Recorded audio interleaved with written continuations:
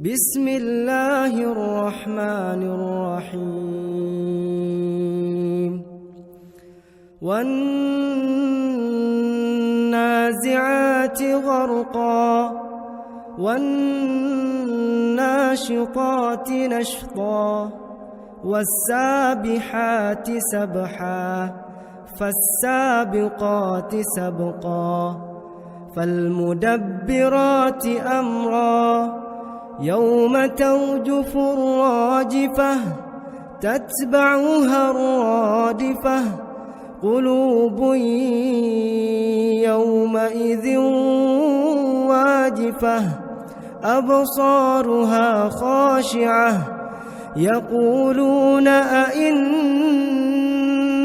لمردودون في الحافرة أئذا كنا عظاما نخرة قالوا تلك إذا كرة خاسرة فإنما هي زجرة واحدة فإذا هم بالساهرة هل أتاك حديث موسى إذ ناداه ربه بالواد المقدس طوى اذهب إلى فرعون إنه طغى فقل هل لك إلى أن تزكى وأهديك إلى ربك فتخشى فأراه الآية الكبرى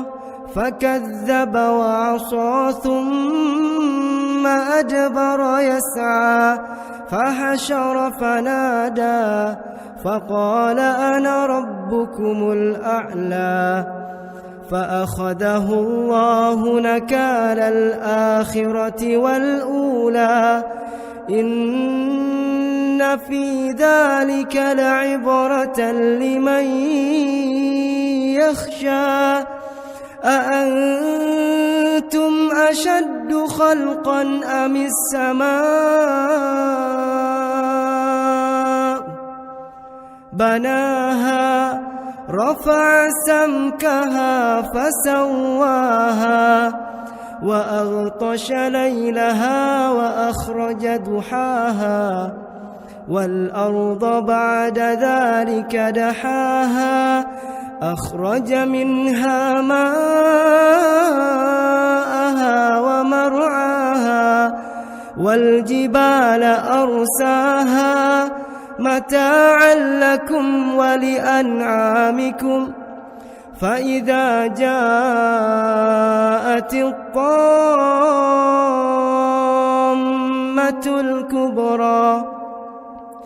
يوم يتذكر الإنسان ما سعى وبرزت الجحيم لمن يرى فأما من طغى وآثر الحياة الدنيا فإن الجحيم هي المأوى وأما من خاف مقام ربه ونهى النفس عن الهوى فإن الجنة هي المأوى يسألونك عن الساعة أيان مرساها فيم أنت من ذكراها إلى ربك منتهاها إنما أنت منذر من يخشاها كأنهم يوم يرونها لم يلبثوا إلا عشية أو ضحاها.